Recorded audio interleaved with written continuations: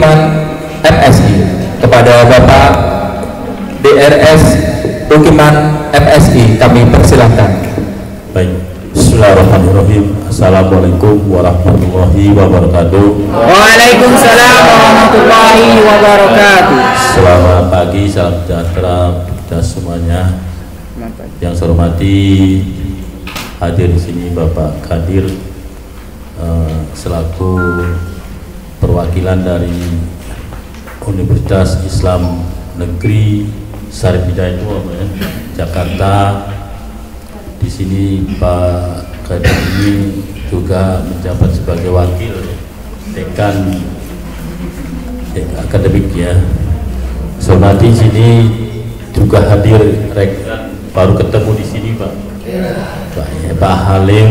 Halimi ya. Halimi orang Ciwaringin ya, dari Cirebon, karena saya juga aslinya dari Cirebon ya. Hormati juga jajaran dari Universitas Islam Negeri Syarif Hidayat yang kami muliakan, yang kami banggakan. Ini semuanya guru-guru kami Pak ya, guru yang mengampu pendidikan agama Islam ya. Marilah kita sebagai umat beragama, insan beriman, tak henti-hentinya kita selalu panjatkan syukur kehadiran Allah SWT karena atas limpahan rahmat yang diberikan kepada kita semuanya, sehingga kita yang dari Jakarta bisa hadir di sini ya, yang dari seluruh penjuru Kabupaten Bangka juga hadir di sini ya. Mudah-mudahan rahmat ini membawa barokah untuk kita semuanya.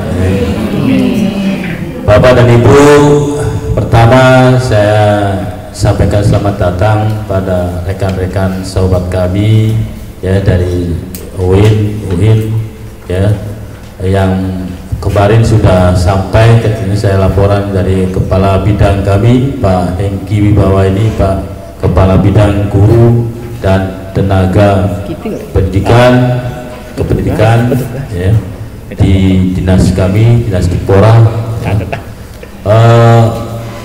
Saya ingin beberapa hal yang saya sampaikan, utamanya ya, tadi sudah berterima kasih yang setinggi-tingginya kepada rombongan Pak Hadir yang hari ini menjadi pimpinan rombongannya ya, dan apresiasi terhadap kegiatan ini karena ini sebuah terobosan ya, walau ini sudah diadakan MOU kami hampir 3 tahun Pak Engki ya, hampir 3 tahun ya yang lalu ya, 2 tahun ya, 2 tahun ya. Kita masih di kondisi pandemi COVID-19 ini, masih ada Bapak dan Ibu, jadi jangan sampai ini menjadi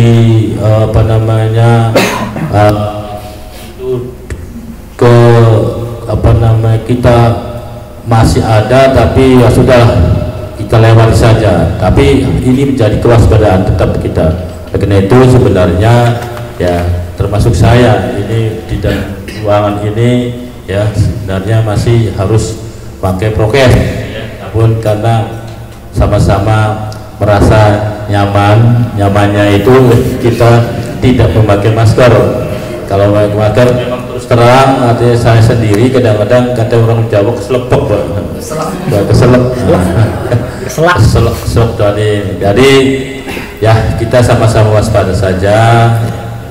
Kemudian ya saat COVID ini Bapak dan Ibu, kita terus melakukan refocusing ya, melakukan penyelesaian anggaran kami, di mana anggaran memang sudah sangat jauh dari yang seperti biasanya, namun berkat rekan kami ya, terutama di bidang GTK ini masih bisa ya membuat sebuah kegiatan yang seperti ini.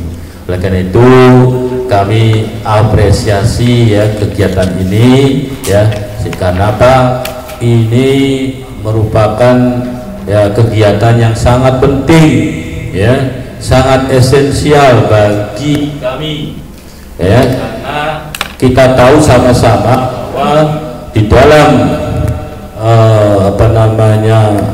pendidikan saat ini itu pencapaian harus 3 hal. Yang pertama, kita harus memenuhi pencapaian numerasi. Kedua, mencapai literasinya, ya, anak-anak ini harus dicapai literasinya. Dan satu lagi adalah masalah karakter. Nah, karakter ini lebih dominan pada guru-guru yang di hadapan saya, ya, yang pembinaan karakter. Oleh karena itu saya berharap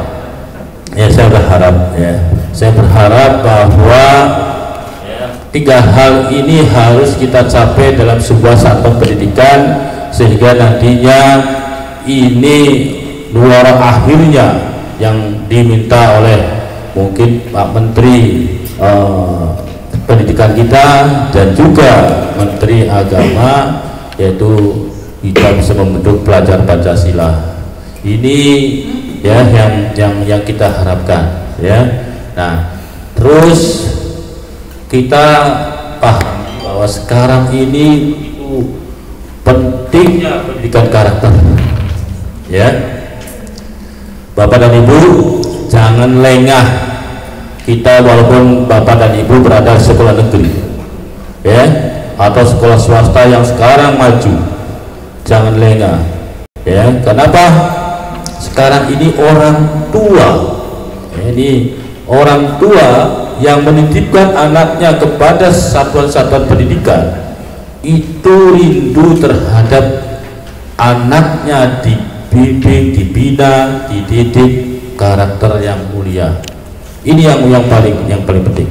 Oleh karena itu, ya, mungkin Bapak dan Ibu sudah bisa melihat bahwa sekarang sudah banyak berbondong-bondong kepada sekolah-sekolah yang ada pesantrennya, Pak. Ini sudah realitas, ya. Tadi Bapak dan Ibu jangan bangga nanti di sekolah negeri saya pokoknya sekolah negeri tidak akan kekurangan murid, belum tentu ke depan, ya. Kita harus berpikir 7 langkah ke depan, ya. Kita sudah ada indikasi-indikasinya bahwa sekarang orang tua lebih percaya sekarang pada sekolah-sekolah yang langsung sudah ada pesantrennya. Artinya bahwa begitu pentingnya pendidikan karakter, ya.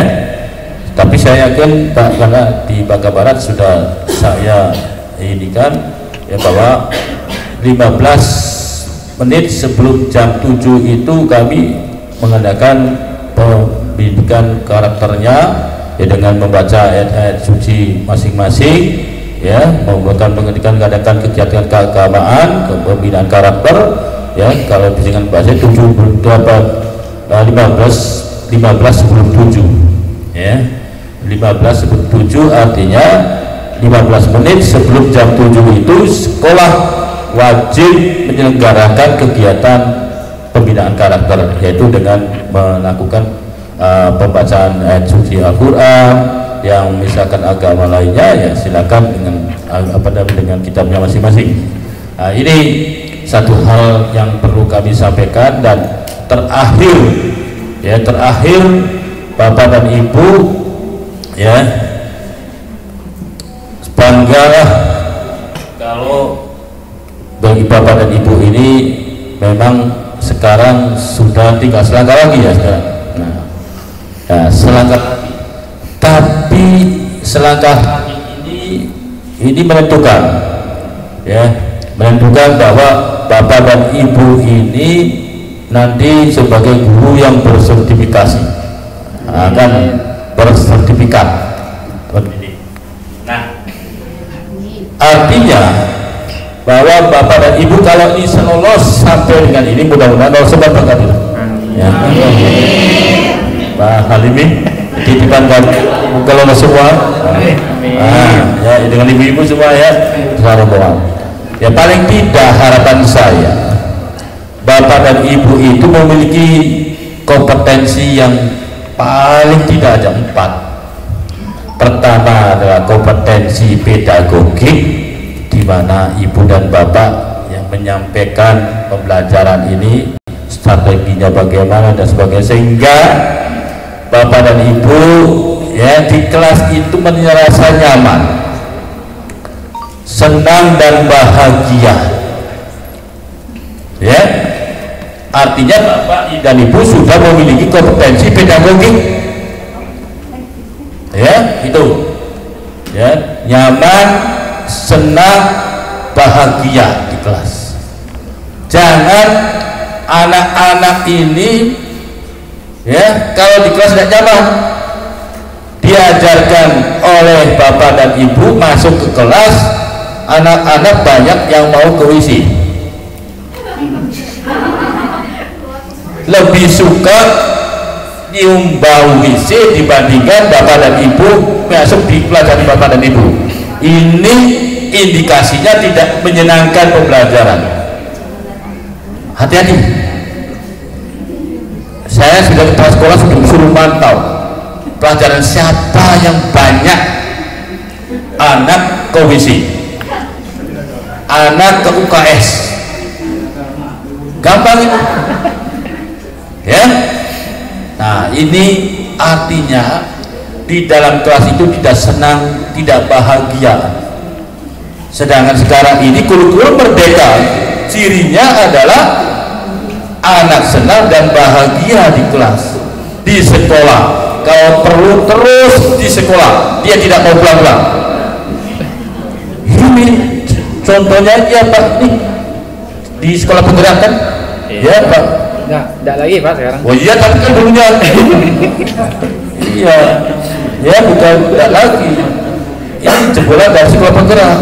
Oh iya. Ya. Kalau anaknya senang dan bahagia, ya itu ketika bapak dan ibu ini memiliki kompetensi pedagogik, kemudian kompetensi profesional. Ya, bagaimana anak tidak senang kalau bapak dan ibu tidak memiliki kemampuan atau kompetensi yang mau diampunya. Ya, kita harus mau ngajak agama ya harus pandai, harus paham betul, harus punya kemampuan profesional, secara profesional yang akan kita ampu itu. Ya, itu kompetensi profesional.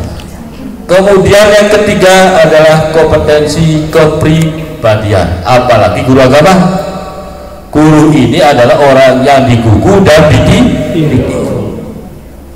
Ya, selangkah kita kalau orang bukan guru ada apa-apa berbuat yang tidak senonoh itu biasa-biasa.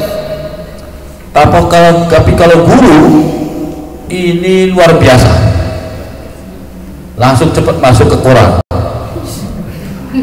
medsos, apalagi sekarang zaman medsos, ya. Jadi ini hati-hati, ya. Kalau bapak dan ibu memang sudah ya benar-benar kita sebagai seorang pendidik, ya kita sudah berkarir sebagai seorang pendidik, mengkalkulasikan kebesaran sebagai seorang pendidik, sebagai guru, ya tolong harus lebih baik, ya lebih baik sikap, perilaku dan sebagainya. Maka saya katakan tadi, pendidikan karakter ini lebih banyak pada guru-guru ya agama, pendidikan agama lah, karena ada yang juga agama yang lain. Nah ini ya. Dan yang terakhir adalah kompetensi sosial. Kompetensi sosial, bapak dan ibu harus berkolaborasi dengan kawan, ya harus memiliki kemampuan berkomunikasi dengan orang tua siswa dan sebagainya. Jangan guru tidak pernah berkomunikasi dengan anak didiknya, orang tua anak didik, maka tidak tahu keadaan di sekolah dan keadaan di rumah. Ya, karena pendidikan itu tanggung jawab bukan hanya guru, Tapi pendidikan ini tanggung jawabnya antara orang tua, guru, sekolah, masyarakat, dan pemerintah. Ya, itu Bapak dan Ibu, saya harapkan 4 kompetensi ini, kalau Bapak dan Ibu ini sudah melalui seleksi ini terakhir lulus, nah ini berarti Bapak dan Ibu sudah memiliki 4 kompetensi paling tidak, masih banyak kompetensi yang lain. Ya, saya kira itu yang dapat saya sampaikan. Terima kasih sekali lagi Pak Kaudir, ya, dan rombongan yang telah hadir di sini, dan rekan-rekan guru-guru kami sebagai orang yang menjadi garda terdepan kami. Ya, mudah-mudahan ya kita hari ini bisa mengantarkan semuanya kawan-kawan menjadi guru yang bersertifikasi. Amin. Buah durian, buah selasi. Cukup sekian dan terima kasih. Baik, assalamualaikum warahmatullahi wabarakatuh.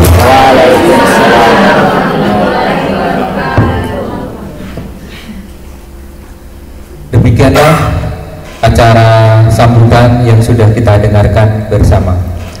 Acara selanjutnya adalah sambutan dari Wakil Dekan Bidang Akademik UIN Syarif Hidayatullah yang akan disampaikan oleh Bapak Dr. Kadir MPD, dan sekaligus membuka acara resmi. Kepada Bapak Dr. Kadir MPD kami persilahkan.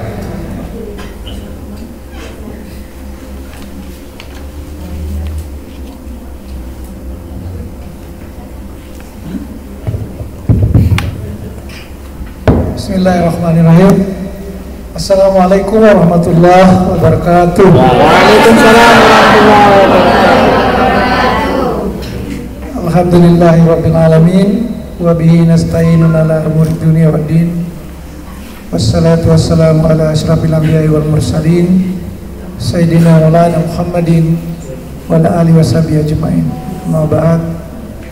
Sebagai umat yang beragama, mari kita senantiasa mengaturkan rasa puji syukur kepada Allah Subhanahu wa taala, karena pada pagi hari ini kita memiliki kesempatan, kesehatan, dan waktu ya, sehingga kita bisa bertemu untuk berdiskusi nanti mengenai program yang diamanahkan kepada kami sebagai LPTK. Sebelumnya, pertama-tama kami menyampaikan rasa terima kasih kepada Kepala Dinas Bapak Dr. Andus Rukiman MSI yang sudah menerima kami, dan tadi kami bincang-bincang ini alumni UNJ juga ya. Saya kebetulan alumni UNJ, dan ada satu lagi yang Hadijah, itu dia juga dokter pendidikan usia dini dari UNJ juga ya. Pendidikan dasar. Begitu pula kepada Bapak Kepala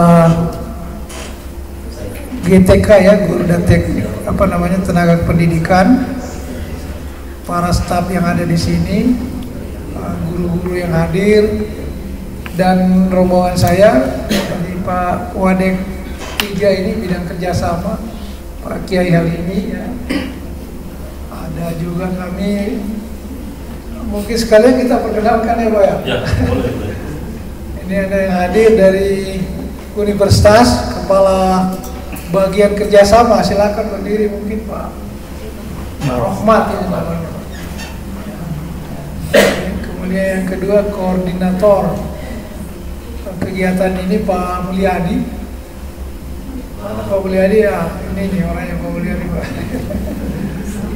Kita juga bawa narasumber ini dari Dr. Abdul Ghafur. Silakan berdiri. Beliau ini adalah mungkin sekalian memperkenalkan juga kami punya program pasca di Tarbiyah itu. Ini adalah ketua program studi Magister Pendidikan Agama Islam, Pak ya, Tarbiyah. Dan yang tadi mungkin Dr. Hadijah, Siti Hadijah. Ada. Ini Pak satu. Ini Pak tadi ya. Ada Pak staf akademik Pak Fahri. Kemudian Pak Rifo ini yang bagian.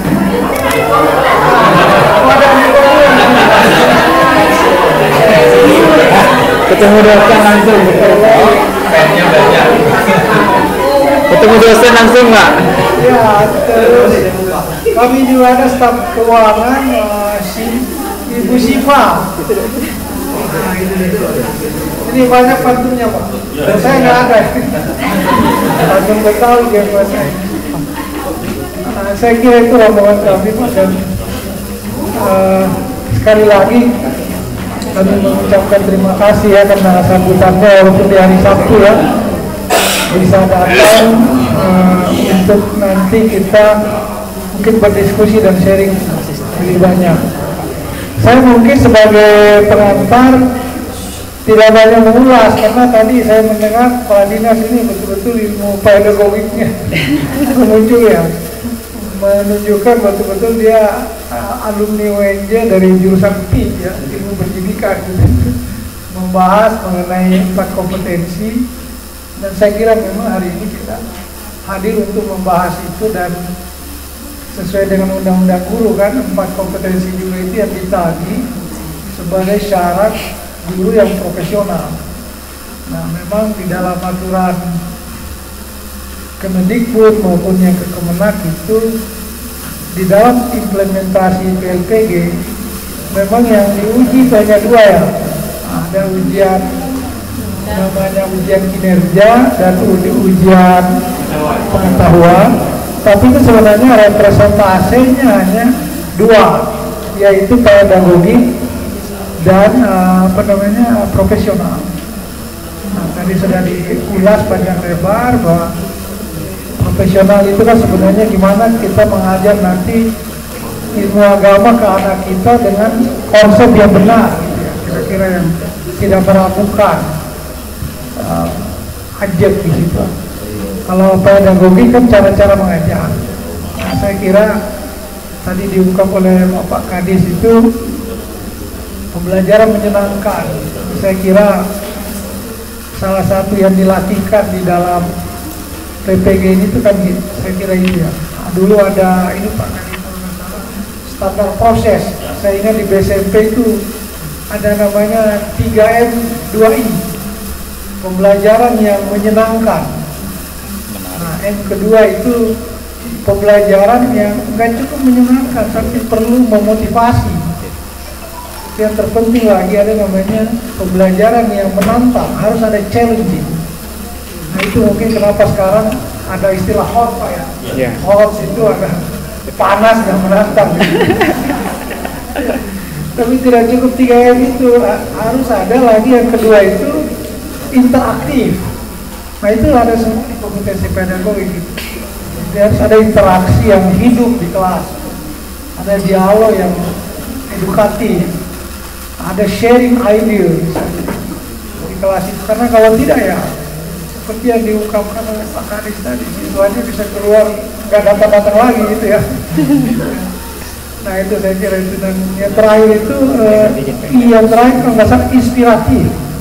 Jadi bagaimana definisi inspiratif itu siswa tidak berada dalam tekanan. Kalau dia praktik itu dia berimajinasi masuk dalam interaksi. Nah saya kira itu termaktub di dalam 4 kompetensi dia. Dan semua itu ternyata itu yang menjadi capaian pembelajaran lulusan. 7 kan kalau nggak salah, 7 tagihan dari mahasiswa PPG itu ya. Harus menguasai pedagogi, profesional, ada namanya TPAK ya, yang itu pedagogi juga, evaluasi. Nah memang Pak Kadis ini yang menarik, pelatihan-pelatihan itu kalau menurut pengamatan saya sangat hidup, karena kita kan juga dibimbing dari Kemdikbud dan Kemenak ya. Pembelajarannya hanya memang karena ini online Pak, kendala juga yang muncul antara lain misalnya persoalan teknologi.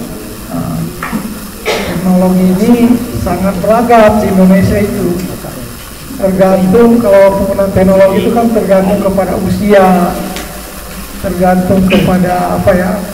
Nah ada yang misalnya memang sudah berumur kolonial, tapi ada juga milenial gitu ya. Itu menentukan juga itu.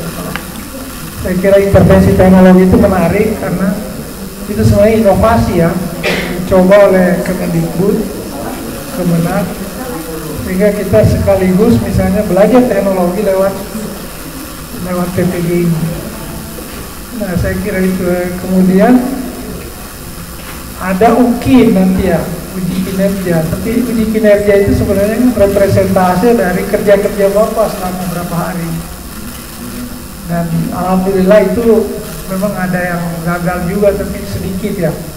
Karena selalu bisa didiskusikan, bisa direvisi kalau terlambat datang ya Bu ya. Atau ujian formatif bisa diperbaiki. Nah yang terakhir itu sebagaimana Bapak Ibu juga ketahui di dinas Pak Kabit itu ada ujian UP itu. Nah UP ini sebenarnya yang bukan menjadi kendala karena itu panitia nasional yang akan ambil alih. Nah oleh karena itu dalam kerangka itulah kami sebenarnya ke sini. Kami diberi amanah untuk sebagai penyelenggara. Kalau nggak salah ada 10 LPTK ya, 10 UIN itu sebagai penyelenggara PPG untuk melaksanakan program PPG ini, dan termasuk nanti uji uji pengetahuan itu di beberapa lokasi. Nah saya tadi menyampaikan bahwa sebenarnya mohon maaf kalau ada yang tidak lulus UP itu sebenarnya kalau menurut saya tidak sepenuhnya karena pengetahuannya tidak sampai. Bisa jadi persoalan sinyal, bisa jadi persoalan teknologi, bisa jadi misalnya ujian tiba-tiba matiannya ya mesin TUK-nya misalnya. Jadi banyak faktor Pak menurut saya. Jadi mungkin dengan alasan itu kita nanti mungkin memberikan konsep-konsep, ada tri-out, ada apa caranya ya. Nah, yang semua itu kita bungkus di sini dengan istilah kami di Tarbiyah itu penguatan. Nah, kami tidak mau pakai istilah try-out karena try-out itu sebenarnya seperti orang bimbel yang mau masuk perguruan tinggi. Jadi bahasa Inggris ini strengthening ya, memperkuat penyiapan kita ke depan agar kita sukses. Tapi kalau misalnya juga gagal, tapi kan kegagalan belum tentu karena nggak tahu, bisa karena faktor lain. Kita coba lagi Pak, jangan pernah putus asa lah. Kita coba lagi tes kedua, tes ketiga. Nah, dan saya kira di fakultas kami itu banyak cara yang ditempuh. Ada jenis penguatan tadi, malah kemarin itu ada doa bersama sebelum ujian. Istighosah. Saya kira itu semua ya Pak Ustaz ya dihalalkan di dalam agama lah, supaya kita bisa lolos. Karena ini amanah tadi ya. Kata Pak Kadis tadi, guru agama itu yang core terpenting kan pembinaan karakter Pak, pembinaan akhlak. Kita sebenarnya berada di posisi terdepan, dan saya berkali-kali mengatakan sebenarnya itu guru agama termasuk guru yang paling penting di sekolah, karena dia yang mengarahkan akhlak, dia yang membina akhlak. Jadi guru-guru kayak saya, background saya matematika itu sebenarnya yang bisa dipelajari. Akhlak itu butuh waktu, karakter itu butuh waktu, tidak secepat mempelajari pengetahuan. Jadi perlu ada interaksi ya. Tadi Pak Kadis itu menarik. Kalau secara teoritis kan karakter itu diajarkan melalui 3 pilar. Pilar pertama adalah keteladanan. Nah itu melekat di guru kan, ada contoh, ada sesuatu. pilar kedua kita disampaikan kepala dinas tadi, pembiasaan seperti membaca Al-Quran di pagi hari. Nah, itu menurut Thomas Dikona ya, ada pembiasaan. Yang terakhir sebenarnya ada satu lagi, penciptaan lingkungan. Jadi lingkungan sekolah itu harus memang lebih agamis. Lingkungannya diciptakan, misalnya ada musola di sana, ada tempat mengaji, ada interaksi tadi ya, karena kompetensi sosial harus diciptakan di sekolah itu. Ada namanya interaksi edukatif. Nah, saya kira di Pak Nadiem ini Pak yang ketiga ya, karakter itu kalau di Kementerian Depdiknas dibagi dua ya, ada namanya pengembangan perilaku dalam bentuk menjadi pembelajar Pancasila kalau salah itu. Kedua itu lingkungan, gimana lingkungan budaya itu sekolah tumbuh dengan baik. Nah, saya sependapat dengan Pak Kadis itu, justru karakter ini menjadi core kita guru agama. Kita bisa banyak peran, walaupun akan dasarnya Pak Kadis ini karakter ini kan dinilai lewat survei ya. Tapi sebenarnya guru agama paling core-nya, intinya kita di situ bisa mewarnai ya. Walaupun misalnya nanti penilaiannya ini kan survei, kalau misalnya ada namanya survei karakter. Jadi nanti Kemendikbud itu menyediakan survei dan tidak semua sekolah dapat Pak. Nah, jadi, tapi menurut saya mari kita mengambil bagian orang-orang yang mengajarkan agama, tidak hanya agama Islam, kayak agama lain juga. Ini pintu kita untuk memberikan sumbangsi terhadap pembinaan pendidikan akhlak. Karena itu inti dari tujuan pendidikan nasional ya, kalau kita baca. Itu tujuan pendidikan kan menciptakan peserta didik yang bertakwa, beriman. Terakhir itu baru kompetensi. Nah, sebenarnya kalau diamati itu turun menjadi SKL. Kenapa SKL itu 3 ya Pak ya? Ada namanya apa Pak? Sikap. Ada sikap yang vertikal itu sikap religius, ada sikap sosial. Lalu yang kedua apa? Keterampilannya. Nah, yang ketiga pengetahuan. Sebenarnya itu turun dari tujuan pendidikan nasional yang di breakdown menjadi 3 hal. Dan itu nanti mungkin akan dijelaskan oleh Narsum, karena salah satu materi pedagogi kita kan itu ya, bagaimana mengetes anak-anak, mengevaluasi anak dari aspek sikapnya, mengevaluasi anak dari aspek pengetahuan, keterampilan misalnya, keterampilannya membaca Al-Quran, apa benar tajwidnya dan tidak. Nah, saya kira sekali lagi kami dari Jakarta yang mewakili dekan ini Pak, tidak sempat kesini dekan kami, ucapkan terima kasih atas sambutannya dan kepada para guru yang hadir pada hari ini, karena kalau kami di Jakarta ini Sabtu libur, mungkin juga di sini sama meluangkan waktu itu tidak mudah Bapak Ibu. Saya kira itu sambutan dari saya selaku yang mewakili Fakultas Ilmu Tarbiyah dan Keguruan UIN Syarif Hidayatullah Jakarta, selaku yang mendapat amanah ya untuk mengembangkan program TPG, terutama yang nanti terkait induksi Pak ya, namanya program induksi. Nah, tujuan kami sebenarnya hari ini itu adalah monitoring sekaligus mungkin Pak Kabid dan Pak Kadis itu untuk memberikan persiapan lah, penguatan menghadapi ujian ya, ujian UKIN sama ujian pengetahuan.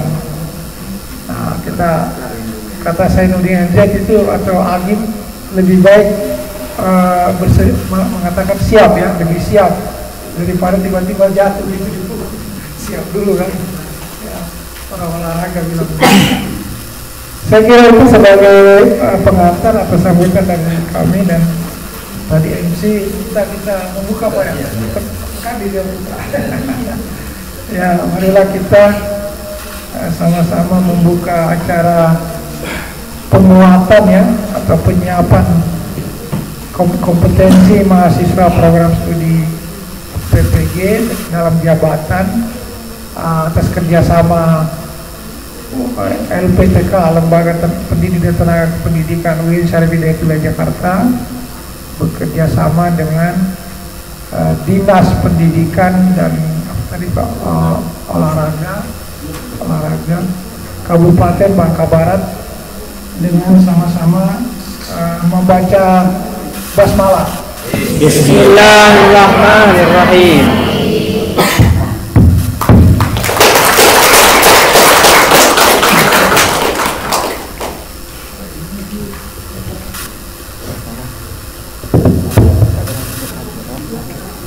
Demikianlah acara sambutan sekaligus membuka acara resmi yang sudah kita dengarkan bersama. Acara berikutnya adalah penutup. Marilah acara pada pagi hari ini kita tutup bersama dengan mengucapkan hamdalah. Alhamdulillahirabbil alamin. Dari kami cukup sekian, terima kasih. Assalamualaikum warahmatullahi wabarakatuh. Waalaikumsalam warahmatullahi wabarakatuh. Untuk berikutnya adalah kami serahkan kepada tim Monef. Kami persilahkan.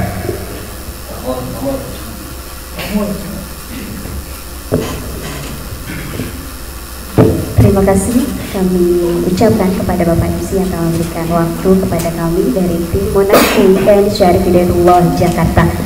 Baik Bapak dan Ibu, untuk acara selanjutnya yaitu penandatanganan perjanjian kerjasama antara Dinas Pendidikan, Kepemudaan dan Olahraga Kabupaten Bangka Barat dengan Fakultas Ilmu Tarbiyah dan Keguruan UIN Syarif Hidayatullah Jakarta tentang pelaksanaan program pendidikan profesi guru dalam jabatan tahun 2022.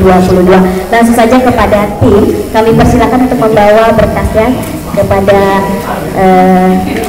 Bapak Kadis atau Bapak Kepala Dinas untuk dapat berkenan maju ke depan, dan sebagai yang mewakili yaitu Bapak Wali Kadu Fakultas Ilmu Tarbiyah dan Keguruan, Bapak Dr. Kadis MPD, dan juga turut memparaf kami persilakan kepada Bapak Wakil Dekan 3 Fakultas Ilmu Tarbiyah dan Keguruan, Bapak Dr. Halimi MAG, disilahkan untuk dapat maju ke depan.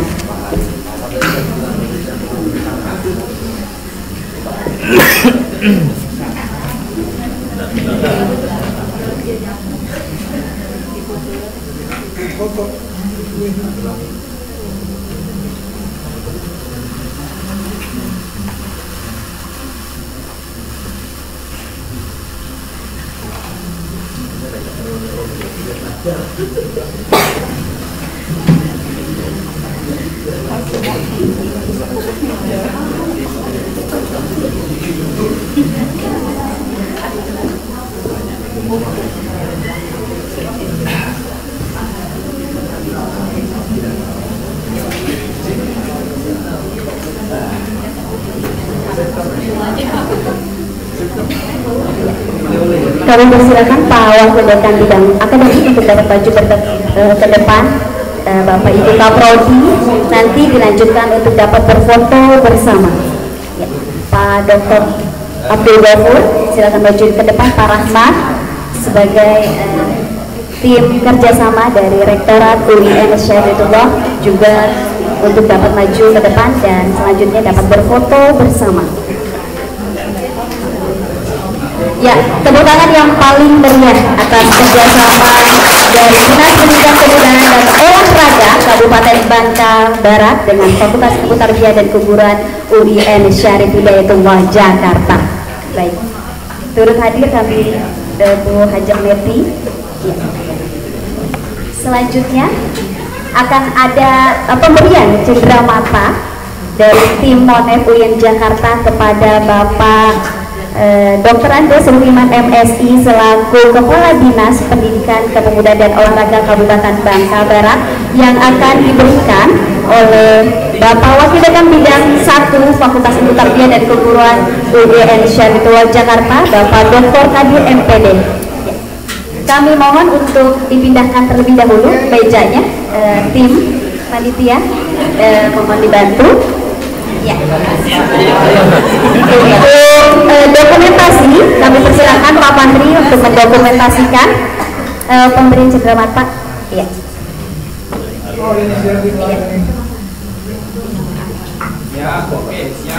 Ya.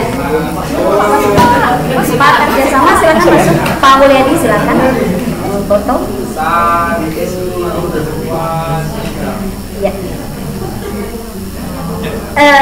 Untuk tim Monet silakan berfoto bersama terlebih dahulu ya, dengan Pak Gadis gitu. Nanti dengan peserta barangkali maju ke belakang ya Pak ya. Ayo Pak, dan juga tim dari Bapak Bangka, Ibu Teni, Pak Kabit, silakan Pak Kabit. Iya. Ya. Bu Teni, Bu Neti, silakan Bu Teni untuk dapat berfoto bersama terlebih dahulu. Ya, kami persilakan 1, 2, 3.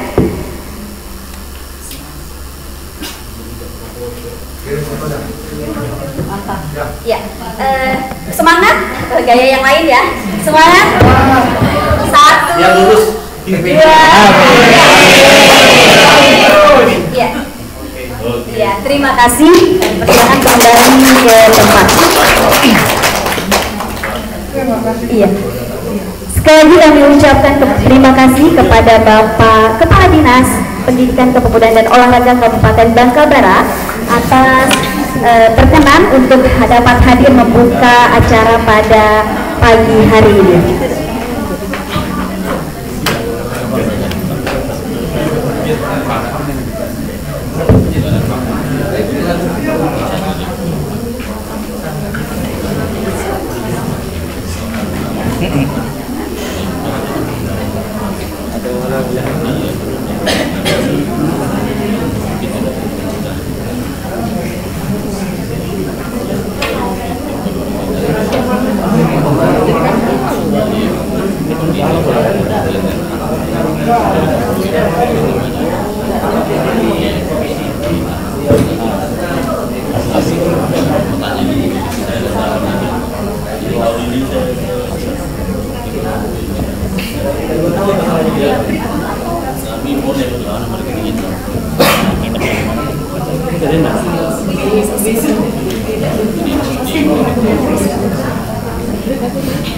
Bapak dan Ibu yang kami hormati, selanjutnya